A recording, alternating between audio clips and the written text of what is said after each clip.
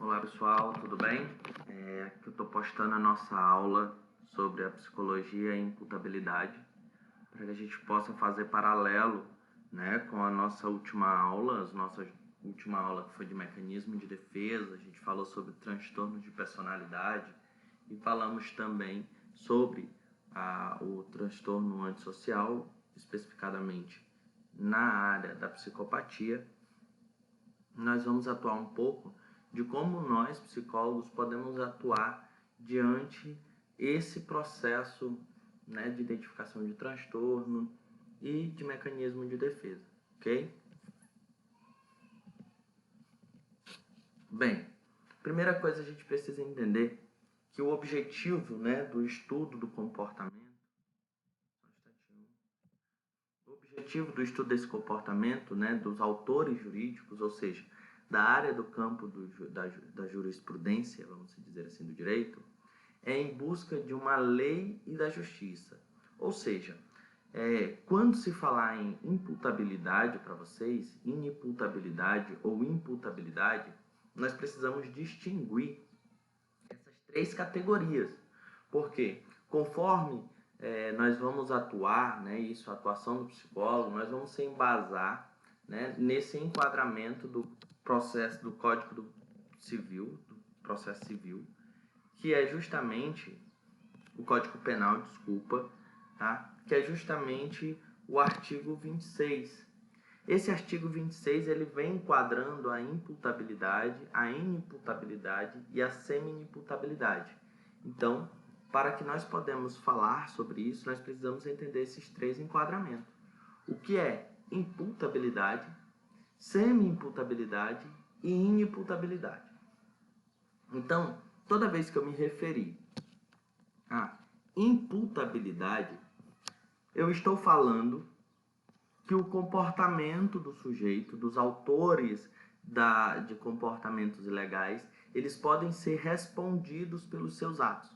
Ou seja, eles tinham consciência do seu ato, ele tinha justamente percepção do que estava acontecendo e ele sabia justamente quais as consequências daqueles atos. Então, o sujeito imputável, vamos dizer assim, é aquele sujeito que ele tem sim condições psíquicas e mentais para responder determinado artigo, né? Determinado artigo que ele desobedecer à lei. Isso é o que o artigo 26 do Código Penal traz. O semi-imputável, que é a semi-imputabilidade, ela vem destacar o quê? Que são sujeitos que eles têm uma consciência, só que no momento do ato, eles não estavam a par das suas cognições. A gente vai falar um pouco mais sobre os dois pontos para se enquadrar em uma inimputabilidade, mas o que eu quero dizer com semi-imputável é que o sujeito ele tem um comportamento X e que naquele momento específico do seu ato ele não conseguia determinar-se do seu comportamento. Ele poderia ter até a plena consciência, mas ele não consegue se determinar sobre ele. Ele não consegue controlar naquele momento. Um exemplo de semi-imputabilidade que a gente pode citar são pessoas cleptomaníacas, né? Pessoas que têm a compulsão a furto de coisas básicas, banais. Naquele momento, ele pode ter a consciência daquilo, né? Ele tem uma capacidade cognitiva de perceber que ele está fazendo algo errado, que é ilícito, mas ele não tem um processo de se perceber-se. Ele não consegue se controlar no seu impulso. Ele não se percebe no momento do ato. Então, esse sujeito ele pode ser considerado semi-imputável. Já a inimputabilidade é aquele sujeito que ele não tem, conforme o artigo 26 do processo civil, do processo penal, do Código Penal, ele não tem a consciência, ele não tem uma sanidade mental, ele não tem o que muitos vão chamar de saúde mental, né, intacta. Então, esse sujeito ele vai se enquadrar em um artigo 26 do Código Penal para inimputável. Isso não quer dizer que esse sujeito, do seu comportamento, não vá cumprir uma lei à beira, né, da jurisprudência que ele estava ali. Se ele colocar em risco um bem jurídico, né, que hoje para o direito o bem jurídico maior é a vida, então esse sujeito ele precisa estar recluso de determinada sociedade, que a gente vai falar um pouco mais à frente. Mas o que eu quero trazer para vocês é o seguinte: no momento em que nós identificamos determinados transtornos de personalidade que nós já percebemos anteriormente, e todos aqueles transtornos que eu mostrei para vocês, eles se encaixam em inimputabilidade, exceto o transtorno de personalidade antissocial. Todos os demais, eles podem ser considerados inimputáveis, tá? Exceto o antissocial. Então, por que eu trouxe os transtornos e depois os mecanismos de defesa? Muitos dos sujeitos que vão cometer determinados delitos, eles vão utilizar de mecanismos de defesa, ou seja, eles vão ter visões distorcidas sobre a sociedade, sobre determinados comportamentos e vão ser totalmente imputáveis aos seus atos. Ou seja, eles terão que responder conforme a jurisprudência de determinado local, ou ele vai responder aquelas leis e aquela justiça. Se ele furtou, se ele ocasionou um assalto, né? Se foi ali algum dos artigos 155, o 71, enfim. Nós precisamos entender esses artigos. Quem for atuar nessa área precisa estar a par desse Código Penal para que possa analisar o sujeito de forma ampla. Então, nós podemos destacar que dentro da área do direito, em um processo avaliativo pelo psicólogo jurídico, o sujeito ele vai se enquadrar ou em imputabilidade, ele vai ser imputável, ou ele vai ser semi-imputável, ou ele vai ser inimputável. Imputável, o sujeito responde pelos atos ilícitos que ele, o agente, né, ocasionador do ato ilícito, ele irá responder conforme a jurisprudência do local em que ele está ali, né? Semi-imputável é o sujeito que, no momento de determinados atos, ele não teve ou uma percepção, ele não se percebeu-se diante os atos, ele não se controlou, ele foi impulsivo a determinados comportamentos, como eu usei o cleptomaníaco, ou ele não teve consciência naquele processo. Porém, posteriormente, ele vai tomar consciência sobre determinados atos, tá bom? E o inimputável é o sujeito que não tem a plena consciência, ele não tem uma saúde mental para responder de forma como qualquer outro que seja imputável o determinado ato. Então, a imputabilidade ela é justamente a capacidade do indivíduo de compreender e autodeterminar seu comportamento. Então, pessoal, quando nós formos fazer uma avaliação psicológica no âmbito jurídico, nós precisamos primeiramente analisar, e aí nós vamos utilizar os nossos instrumentos, né, de investigação, a entrevista, a coleta de testemunho e entre outros.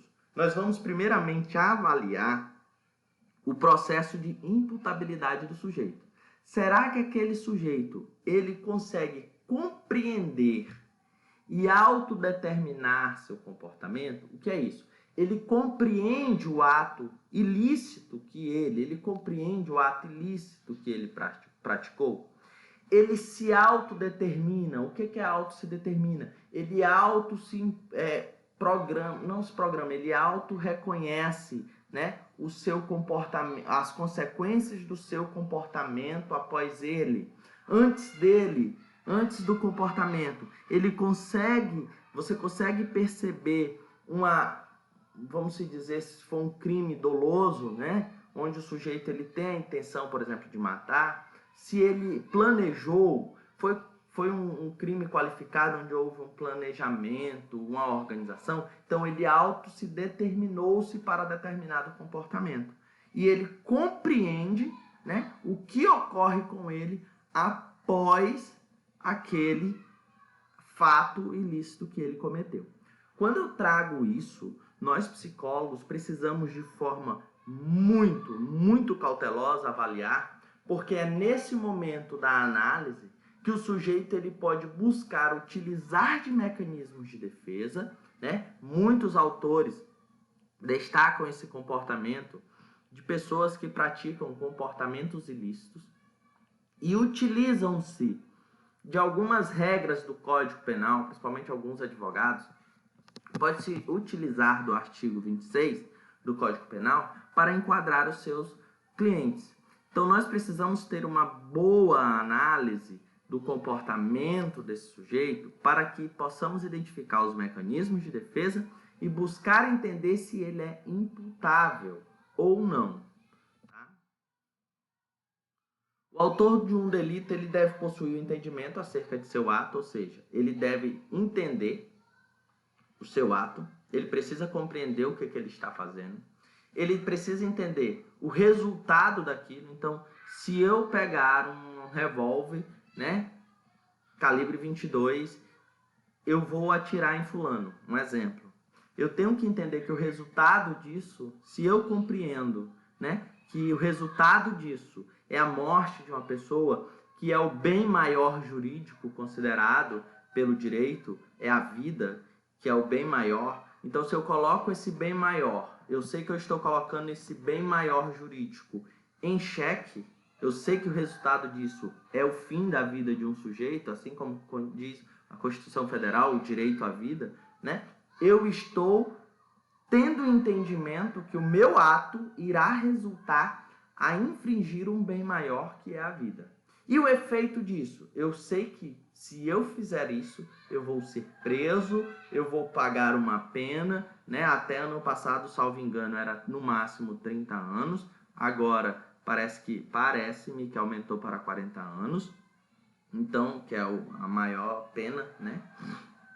Então, eu sei que o efeito disso é eu ter ali, né, a minha liberdade privada. Para quê? Por que eu preciso entender isso como psicólogo?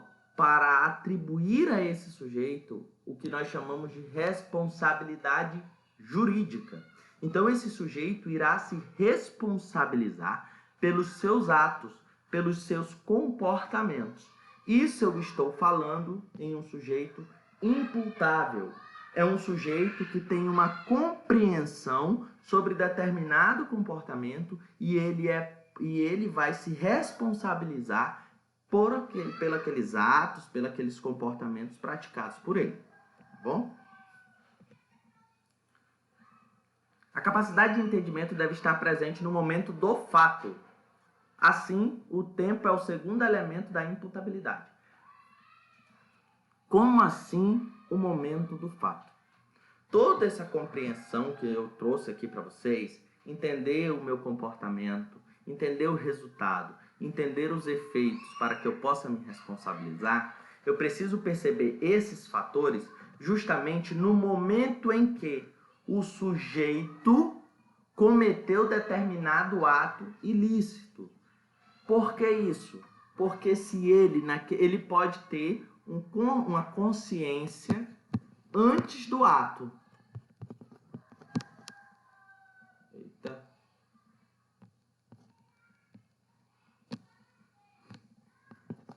Antes do ato.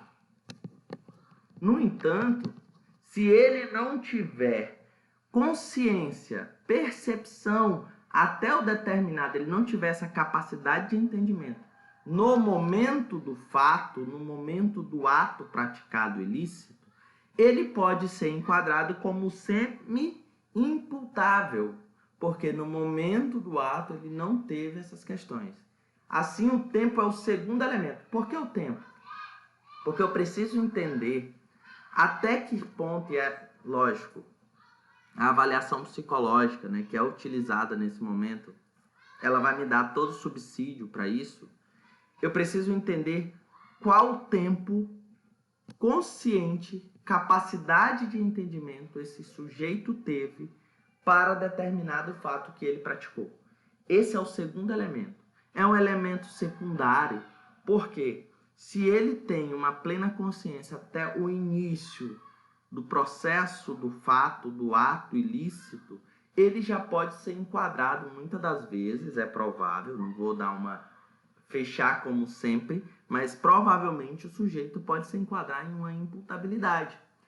Porém, se ele passou a maior parte do ato responsável ali, do ato que ele realizou, né, durante aquele tempo, sem a sua capacidade de entendimento, ele pode se enquadrar na semi-imputabilidade, que é quando o sujeito não tem parcialmente capacidade de entendimento do seu ato praticado, tá bom? Então eu preciso entender essa capacidade do momento em que ele pratica o ato. Tudo isso que eu estou mostrando para vocês é justamente um papel do psicólogo do processo penal, um psicólogo do direito penal, que é ele que vai analisar esse processo de imputabilidade. Analisando a imputabilidade, eu posso destacar se esse sujeito tem entendimento do ato que ele praticou. Eu consigo coletar informações sobre determinado comportamento que ele realizou ilícito, certo? Em direito penal, para que alguém seja responsável penalmente por um delito, 3 condições básicas são requeridas. Então, assim, para que eu possa dizer o seguinte, olha, esse sujeito ele é responsável ele pode responder penalmente, né, pelos processos, pelos artigos, pelo seu delito, diante de 3 condições básicas referidas.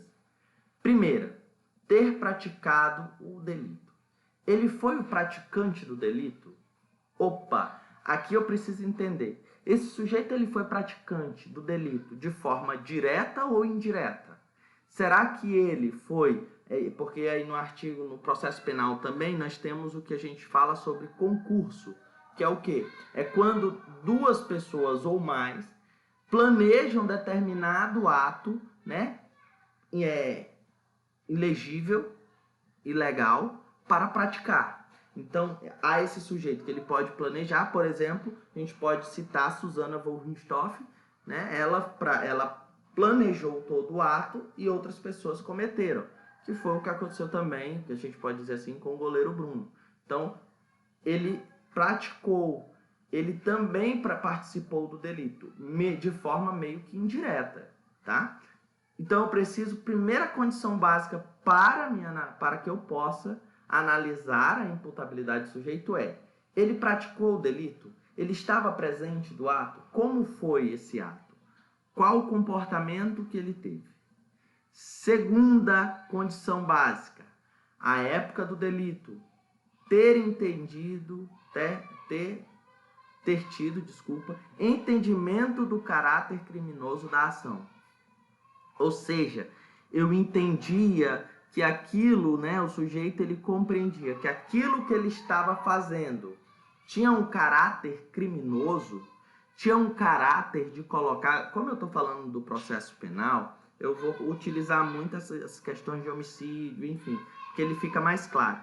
Então, se esse sujeito ele tinha discernimento de compreender que o seu ato colocava em risco o bem maior, a vida, em uma situação de risco, ele estava tendo essa compreensão, então ele precisa ter essas condições básicas. Terceira, a época ter sido livre para escolher entre praticar ou não o delito.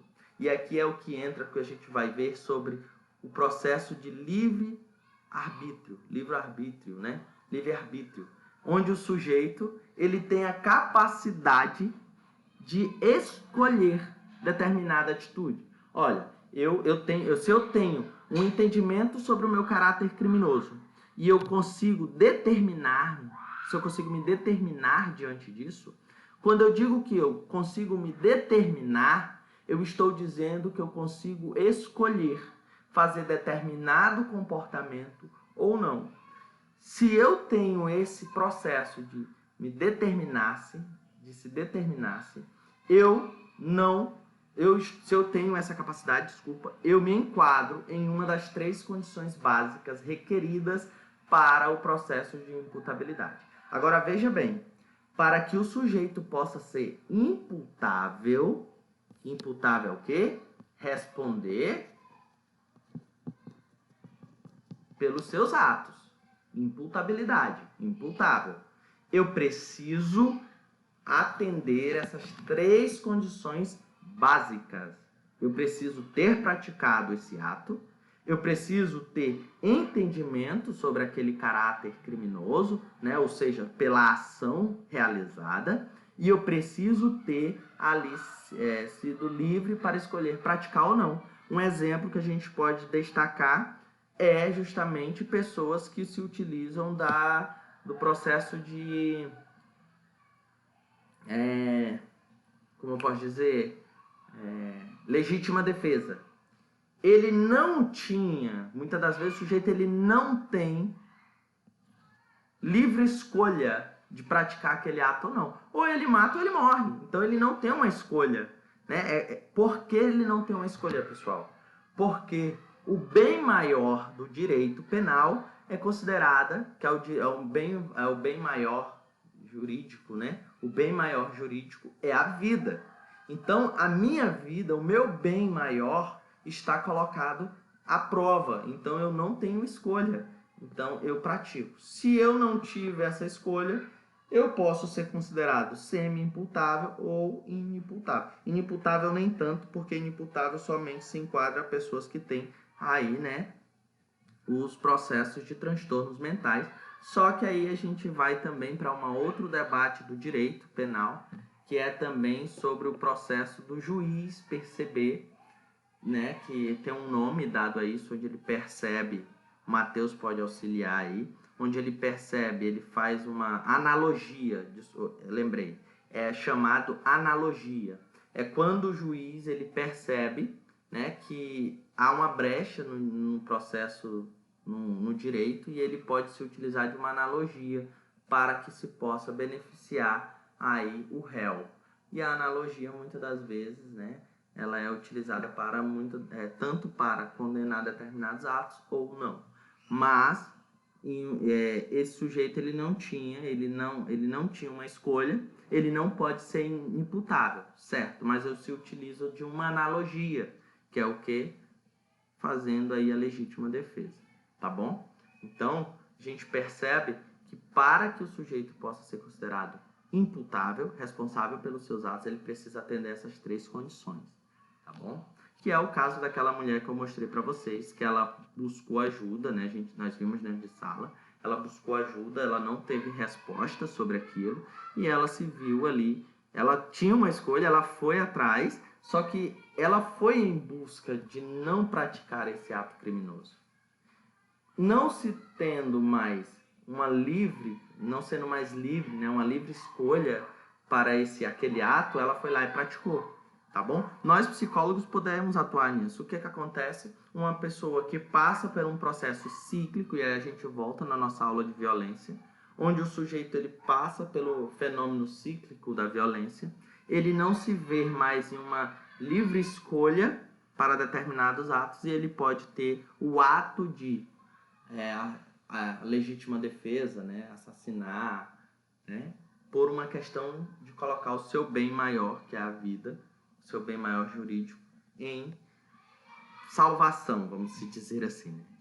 Ok? Então, olha só, a capacidade de imputação jurídica dependeria da razão do meu processo de pensamento,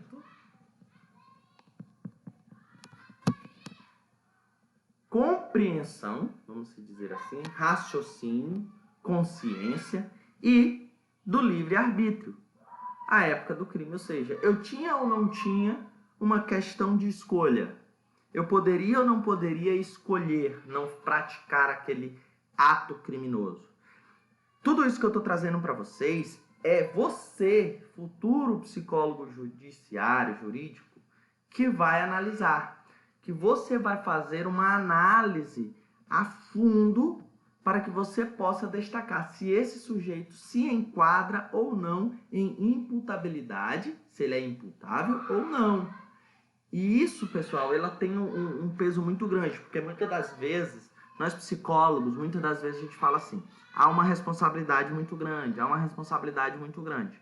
Porém, aí agora eu entro em uma outra aula que vocês estão tendo, já tiveram, na verdade, que é de ética, que é o quê? nós precisamos atuar dentro dessa área de forma muito ética, principalmente quando se fala de avaliação jurídica. Porque para o processo de imputabilidade, eu preciso analisar cada transtorno de forma a entender o seu posicionamento e de que forma isso influencia para o comportamento do outro. Exemplo, né, nós temos aí um caso que nós estudamos anteriormente, que foi o de Felipe. Felipe, usuário de bebida, bebeu, fez o uso abusivo de álcool e foi dirigir e foi pego. Tá, e se ele, né, ele não tem capacidade de determinar-se? Ele sabe que, olha só, ele tem a capacidade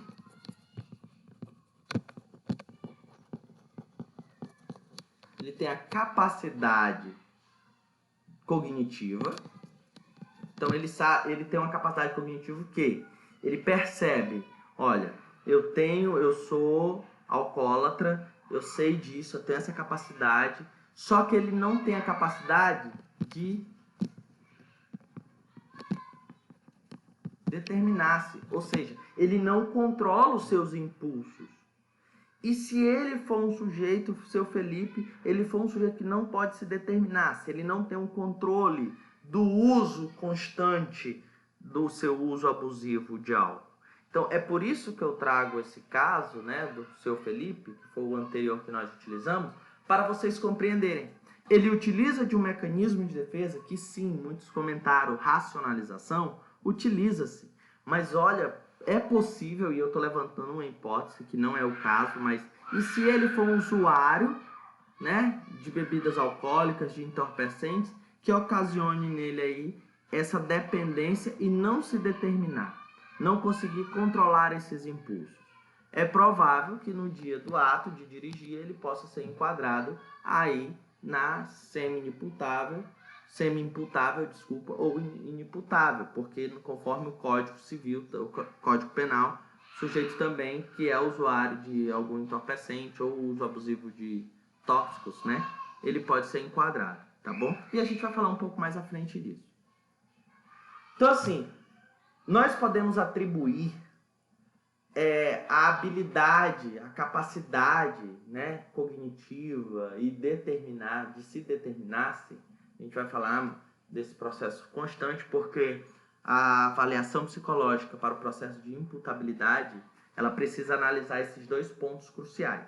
A capacidade cognitiva, a capacidade de razão, né, e perceber-se. Determinar-se, desculpa. Por que determinar-se? Porque quando eu me determino, olha o que eu falei, eu consigo escolher outra forma de atuação.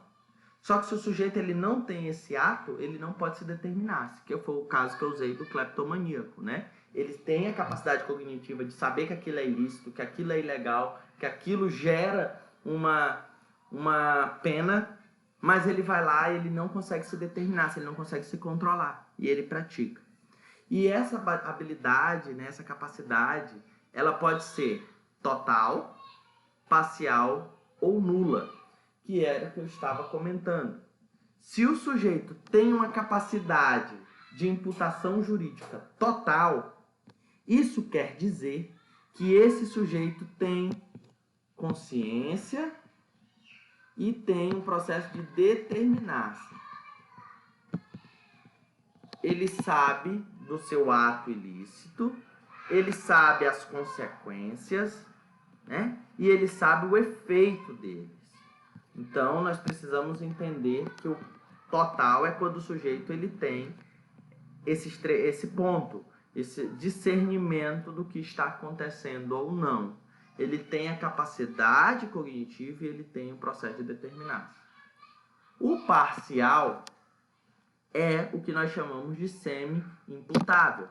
É o sujeito que ele tem a sua capacidade, por exemplo, cognitiva, mas, por exemplo, ele pode não ter o processo de determinar-se diante daquele ato. Cleptomaníaco, por exemplo, é um sujeito que tem... Cleptomaníaco é uma patologia, como vocês sabem, e o transtorno cleptomania, né, o sujeito ele vai furtar coisas que são de desvalor para ele, que ele pode muito bem comprar, muitas das vezes ele tem uma condição, né, de adquirir, Então, o que acontece? Ele não consegue determinar-se diante aquilo. E aí nós temos também todo o enquadramento da lei também que vem para analisar esses processos que é furtado, né? Que é o que não se tem valor, né? Eu esqueci o nome que se dá agora, né? Que é um princípio do direito penal, né? Princípio da... não lembro. Que é inválido, que são bens irrisórios. Se o sujeito está praticando esse ato, né? Então, eu preciso analisar se ele tem ou não a capacidade de compreender aquele ato, né? Que é o princípio da insignificância, tá? O que é isso? É quando o princípio da insignificância no direito é aquele princípio, né? Não sei se está saindo um barulho aí, pessoal, peço desculpa, mas aqui na rua tem uma criançada brincando e tá um barulho aqui, não sei se está saindo no áudio. Mas o princípio da insignificância é quando é furtado algo que não tem um valor, é um valor irrisório, né? Aí se aplica o princípio da insignificância. Por exemplo, o sujeito furtar uma manteiga, pode se aplicar o princípio da insignificância, que é muitas das vezes o que ocorre com o cleptomaníaco. Mas não só isso, ele pode ser considerado semi-imputável, porque ele não se determina para determinados comportamentos, tá? E a outra que a gente pode considerar é a nula. Ou seja, é quando o sujeito não tem a capacidade plena sobre o seu comportamento, ele não tem uma questão cognitiva, ele não tem a capacidade cognitiva, ele não consegue se determinar para determinado ato, que é o sujeito inimputável. O sujeito inimputável é aquele que não tem uma consciência plena sobre determinados atos que ele está praticando. Tá bom? A capacidade de imputação jurídica de um ato requer dois pressupostos: o entendimento do caráter criminoso do fato e a autodeterminação em relação a esse entendimento no momento que o sujeito praticou a ação. Já falei sobre isso, tá? Tá repetido aqui, peço desculpas. Tá bom? E a imputabilidade apenas se exclui nas hipóteses. Olha só, o que é a imputabilidade? A capacidade do sujeito de responder pelos seus atos. Que momento ela vai se excluir? Quando o sujeito tem uma doença mental, desenvolvimento mental incompleto, ou seja, são o que chamam de retardos mentais, né? Quando ele tem uma dificuldade cognitiva, um transtorno cognitivo, né? Um transtorno de personalidade, menoridade penal. Então, assim, nós sabemos que os menores de 16 anos são incapazes, né? São totalmente incapazes. Então, a menoridade, ela se enquadra na imputabilidade. Mas veja bem, olha só, não é porque ele é imputável que ele... inimputável, desculpa. Não é porque ele é inimputável que ele não vá cumprir alguma determinação jurídica. Que no caso, né, temos o ECA, que nós já estudamos um pouco do ECA, mas nós vamos estudar mais, que é o quê? Que é o ECA, né, Estatuto da Criança e do Adolescente, que vai determinar que esse sujeito vá para centros socioeducativos. Embriaguez, olha o que eu falei, acidental completa e a embriaguez patológica completa. Então, se o sujeito, ele se embriagou, né, essa visão hoje, né, ainda é muito... esse texto, eu percebo que a gente precisa estar alinhando com as novas normas do direito. Por isso que o psicólogo jurídico ele precisa estar se atualizando diante das leis da nossa jurisprudência. Por quê? Anteriormente, a embriaguez acidental, né, ou seja, se você ocasionou algum acidente e estava embriagado anteriormente, não era enquadrado como um crime, vamos dizer assim. Você poderia ser enquadrado como semi-imputável ou inimputável. Agora não mais, né? Agora já é considerado até mesmo porque utilizar bebida alcoólica e dirigir, né, é considerado um crime. Então, a embriaguez patológica completa, ela pode ser inimputável, onde o sujeito vai tomar a medida de segurança que a gente vai falar mais à frente, que é o quê? Ele vai seguir a sua pena, cumprir a sua pena de forma a uma internação compulsória, né? E aí a gente vai falar um pouco mais sobre isso, tá bom?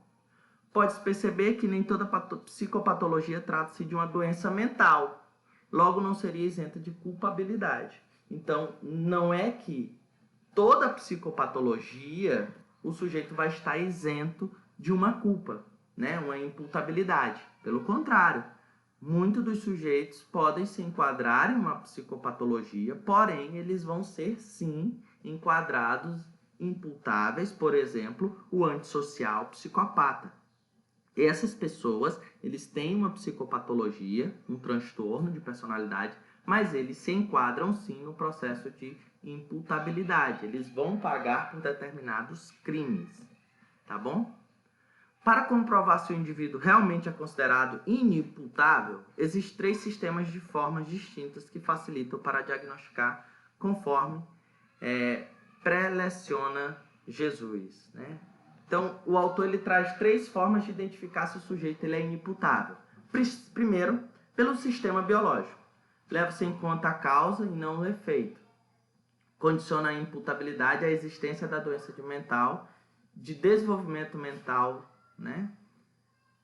E de um transtorno psíquico momentâneo. Então, é aquele sujeito que biologicamente, através de um processo genético, ele carrega, né, ele desenvolve um transtorno mental. Se é um transtorno psíquico momentâneo, por exemplo, a bipolaridade, que o sujeito ele permeia nos 2 polos, então é possível que ele se enquadre em um sistema biológico. O sistema psicológico, o que importa nesse caso é o efeito e não a causa, que leva em conta se o sujeito, no momento da prática do fato, tinha condições de compreender seu caráter ilícito e de determinar-se de acordo com sua compreensão ou não. Então aqui eu já estou trazendo um sujeito, biologicamente, nessa visão, ele já é determinado por esse transtorno mental, né? Então, ele traz esse efeito. Já o sistema psicológico é o sujeito que, no momento da prática, né, ele já desenvolve aquela compreensão, tá bom? Não sei se deu para entender muito bem. Vou tentar explicar de novo aqui para vocês de uma forma mais clara. Vamos lá. Acho que eu posso ter dado uma confusão que está me atrapalhando aqui essa zoada. Peço desculpa novamente. O que acontece? Quando o sujeito, a gente leva-se em conta os processos biológicos, a gente leva em conta a causa. Então, aquele evento, o fato, né? Não o que levou ao fato, o efeito, certo? Condiciona a imputabilidade à inexistência de doença mental, de desenvolvimento mental, deficiência de transtorno psíquico momentâneo. Isso quer dizer o quê? Não é um transtorno psíquico do momento. Não é algo que aconteceu naquele período. É algo que já vem acontecendo. Né? É algo genético, é algo mais prolongado, antes mesmo daquele fato. O psicológico ele vai levantar em consideração o momento da prática. Como esse sujeito estava cognitivamente, psiquicamente, no momento do ato ilícito. Tá? Então a gente vai entender se ele compreendia ou não naquele momento aquelas condições. Hoje, nós temos o terceiro sistema, que é o biopsicológico, que é o quê? Que é constituído pelos 2, toma em consideração tanto a causa e não o efeito. Só é inimputável o sujeito que, em consequência da anomalia mental, não possui capacidade de compreender o caráter criminoso do fato ou de determinar-se de acordo com essa compreensão. Então, o biopsicológico ele vem juntar os 2. Ele vem compreender tanto o desenvolvimento desse sujeito, como a capacidade de compreender o fato propriamente dito. Então, o biopsicológico é a junção dos 2 primeiros, tá? Onde um leva as questões de desenvolvimento anteriores e outro, o fato em si, no momento das condições do momento do ato. E a 3 leva em consideração os 2, ok? A medida de segurança, que é o que eu estava falando para vocês, é um tratamento alternativo que se dá ao réu que praticou um crime, do qual se deveria imputar-lhe culpa, porém, sua punibilidade se faz de forma diferenciada, através da aplicação da medida de segurança. Então, o que acontece? Se um sujeito, ele não é considerado, você faz uma avaliação e não considera esse sujeito imputável, né? Ele não é imputável à culpa pela sua penalidade, ele pode ser aplicado a ele uma medida de segurança. Isso não quer dizer que ele não vá pagar, entre aspas, por esse determinado ato. Ele vai cumprir uma medida de segurança, até para valorizar o bem maior que é a vida da sociedade. Então, bem maior jurídico. Então, o que acontece? Esse sujeito ele vai cumprir uma medida de segurança, um tratamento, né? Vamos se dizer. E ela pode ser aplicada de duas formas. A primeira é uma internação, que a gente chama de internação compulsória, que pode ocorrer tanto em hospitais psiquiátricos, como, por exemplo, casas de recuperação para dependentes químicos, e o segundo tratamento, que seria o tratamento ambulatorial, que é conforme o artigo 96 do Código Penal, tá bom? Certo? Essas são as medidas de segurança. Essas medidas de segurança, elas são voltadas para pessoas que têm um transtorno mental que já traz com ela o seu desenvolvimento. É o transtorno mental que o sujeito ele não tem uma compreensão do ato em si, né? Então, a gente pode aplicar o inimputável e o semi-imputável para a medida de segurança, e pessoas que fazem o uso abusivo de algum entorpecente, ok? Então, essa é a importância de nós entendermos os transtornos de personalidade para saber em qual deles o sujeito se enquadra, tá? E todos os transtornos que eu pontuei para vocês, exceto o antissocial, pode ser enquadrado em inimputável, exceto o antissocial. Por quê? Para o nosso Código Penal e para a psicologia e para o direito, ele tem compreensão, sim, entendimento sobre os atos, né? Tanto que o prazer dele está naquele ato criminoso, ok? A gente conclui aqui a nossa aula de psicologia e imputabilidade. Peço desculpa para vocês pelas as falas pausadas e as interrupções, ok? Abraço, vou mandar um texto junto com essa aula para vocês lerem. E na próxima aula, que nossa aula será online, tá bom? E aí eu irei passar uma atividade também, semana que vem, que irá cumprir como atividade de segunda NPC, ok? Um abraço e é isso aí.